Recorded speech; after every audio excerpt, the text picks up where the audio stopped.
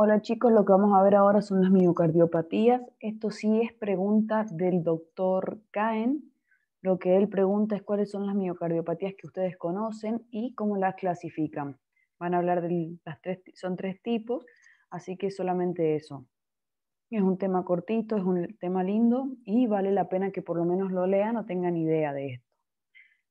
¿Qué son las miocardiopatías?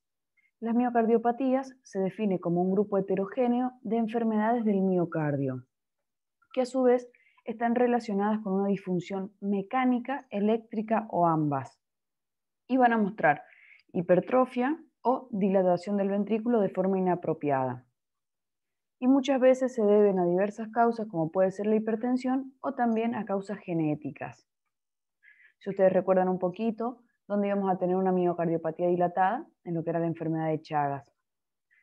Los síntomas iniciales de las miocardiopatías son todos los síntomas de una insuficiencia cardíaca, por lo tanto es un paciente que va a cursar con intolerancia al ejercicio, disnea, fatiga, y estos síntomas van a ser progresivos. A medida que va progresando la miocardiopatía, se van a producir lógicamente disfunciones en las alteraciones, disfunciones en los que son los volúmenes de llenado y de expulsión o de eyección, provocando un cambio, una elevación en estas presiones. También nos va a llevar a la retención de líquidos, a la disnea y a la disnea que se va a acompañar de tos. Puede cursar con un edema periférico, según la retención de líquido que posee el paciente, predominar con que predomine la ascitis o las molestias intestinales. Y aparte, como ya hemos visto que estas miocardiopatías tienen todos síntomas de una insuficiencia cardíaca, es que aquí aparece el síndrome o el cuadro clínico o el término de insuficiencia cardíaca congestiva, que no es más que una insuficiencia cardíaca que se acompaña de una retención de líquidos. Esa es la congestión que existe y que va a estar presente en los tres tipos de miocardiopatías. La miocardiopatía, vamos a tener una miocardiopatía dilatada, una restrictiva y una hipertrófica.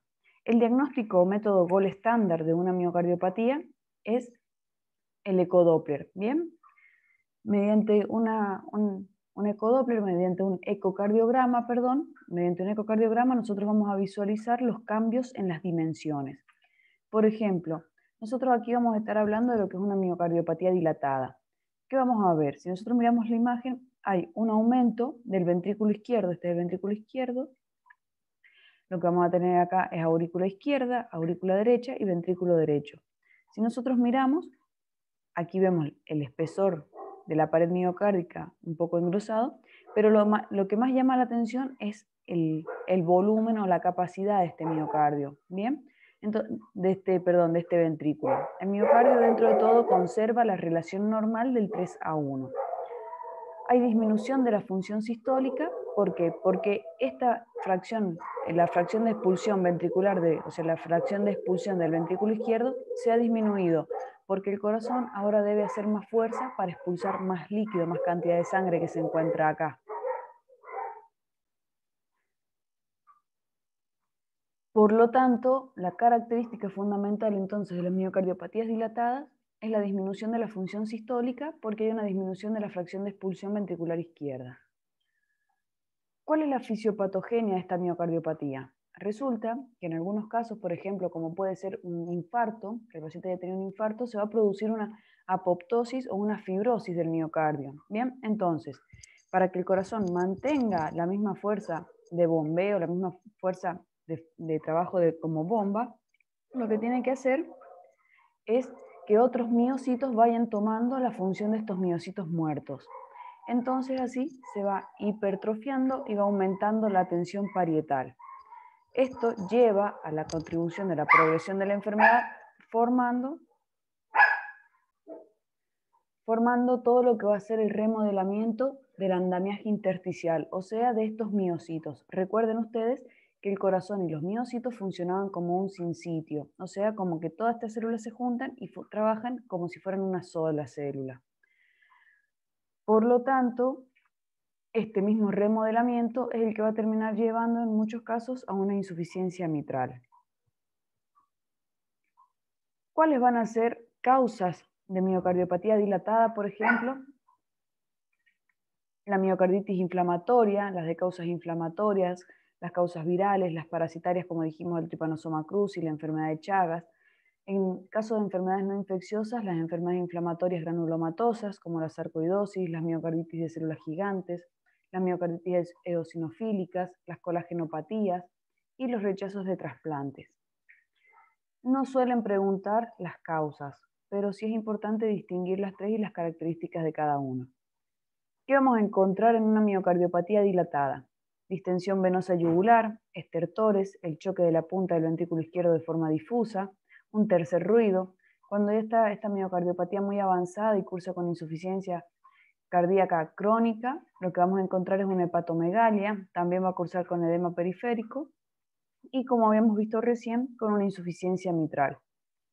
A nivel del electrocardiograma, lo que encontramos son bloqueos de rama izquierda. ¿Por qué? Porque ahora el impulso cardíaco se demora más en llegar a todo el ventrículo. Por lo tanto, vamos a tener un complejo QRS prolongado y también vamos a encontrar lo que van a ser los bloqueos.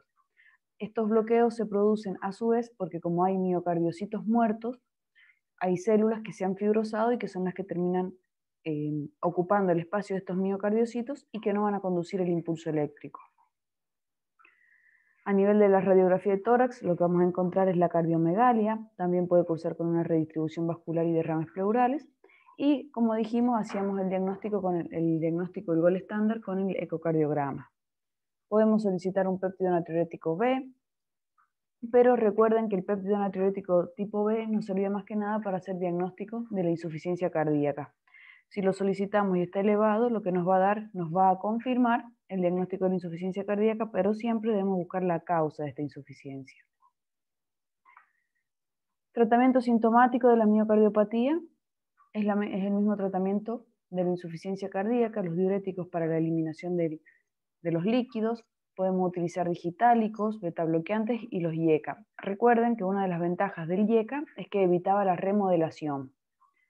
Y vamos a evitar los antiarrítmicos.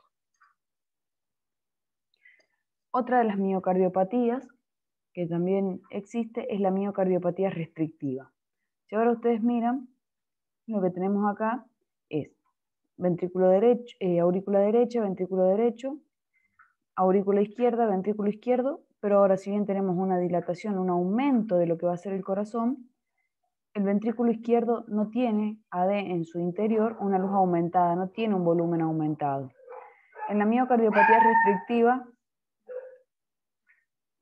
predomina la función diastólica normal con una disminución leve de la contractilidad y de la fracción de expulsión.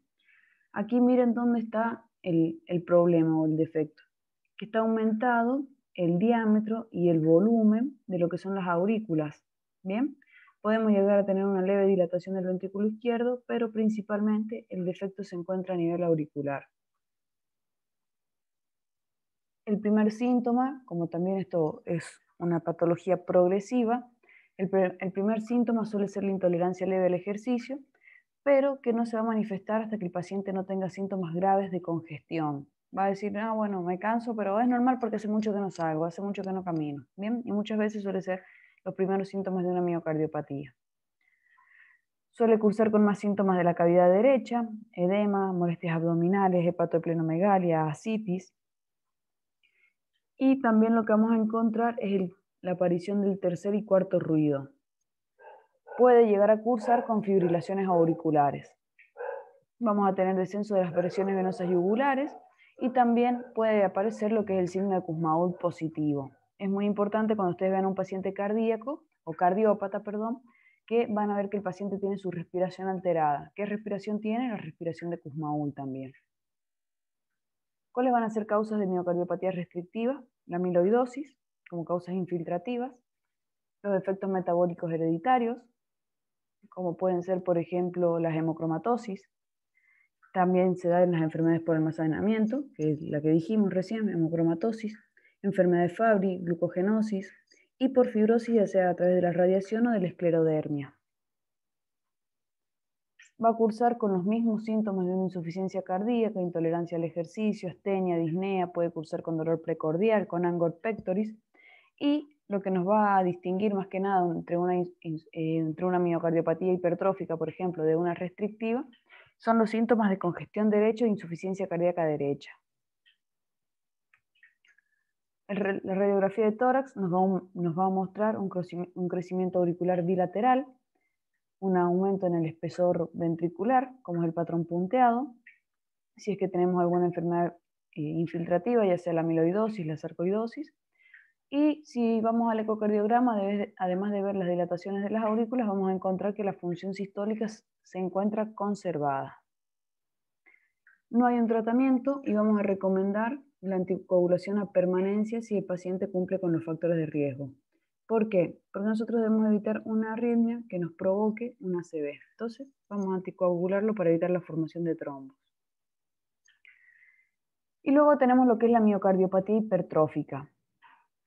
Esta se caracteriza por hipertrofia segmentaria, principalmente de lo que es el septum ventricular. Miren, aurícula izquierda, ventrículo derecho. Tenemos el grosor de lo que es la pared ventricular, se mantiene la relación 3:1, pero miren el tabique interventricular, ¿ven? Que en los ecocardiogramas anteriores no se veía. No es tanto el aumento del volumen del ventrículo izquierdo como sí el aumento del grosor del tabique. Este aumento es el que algunas veces causa obstrucción a nivel del tracto de salida del ventrículo izquierdo y dificulta el vaciamiento. El ventrículo, al no vaciarse completamente, necesita sí o sí aumentar su volumen para ir conteniendo cada vez más sangre. Se va a producir una falla ventricular diastólica, debido a que tenemos un ventrículo grueso y rígido, porque esto es fibrosis, la fibrosis no conduce el impulso eléctrico, y vamos a tener una presión de llenado diastólico elevada y vamos a tener un ventrículo hiperdinámico. También, por lo mismo, vamos a encontrar asincronicidad en lo que son el latido cardíaco. La causa más frecuente de la miocardiopatía hipertrófica es la causa hereditaria. Así que si ustedes tienen un paciente que tiene miocardiopatía hipertrófica, está bueno que en los hijos comiencen con el cribado temprano. Esta miocardiopatía también suele darse en lo que son los deportistas debido al ejercicio y a las altas presiones de bombeo. ¿Qué vamos a encontrar a nivel del examen físico? Una elevación carotídea del pulso bisférico, un cuarto ruido, soplo sistólico. Puede cursar con un soplo silbante en insuficiencia mitral, y también va a cambiar el soplo en el caso de las maniobras de Valsalva. Como lo que tenemos es un tabique engrosado, a nivel del electrocardiograma vamos a ver una hipertrofia del ventrículo izquierdo con ondas Q septales. Puede el paciente en este caso cursar con fibrilaciones auriculares o taquicardia ventricular, por eso es bueno también el monitoreo con el Holter. Y el ecocardiograma es el gol estándar, como dijimos, hipertrofia del ventrículo izquierdo, aumento del tabique, disfunción contráctil del ventrículo izquierdo, etc. El tratamiento en la miocardiopatía hipertrófica va a ser evitar ejercicios extenuantes justamente por el riesgo de las producciones de fibrilaciones auriculares. Vamos a evitar la deshidratación, vamos a evitar los digitálicos, vamos a evitar los nitritos, los vasodilatadores, el alcohol y los diuréticos. ¿Y qué utilizamos entonces? Beta bloqueantes como alivio sintomático, y podemos utilizar a veces la amiodarona. El ecocardiograma Doppler transtorácico es el que nos va a ayudar a hacer el cribado temprano en los pacientes con familiares directos donde tengamos una miocardiopatía hipertrófica, debido a que la miocardiopatía hipertrófica es la primera causa de muerte súbita. Fundamental saber los 3 tipos de miocardiopatías. Eso es lo más importante. ¿Y cuál es el problema de cada uno? La dilatada presenta un aumento del volumen del ventrículo izquierdo. La restrictiva presenta aumento en los volúmenes de las aurículas, mientras que la hipertrófica presenta un aumento o un engrosamiento en lo que son las paredes del tabique del ventrículo izquierdo.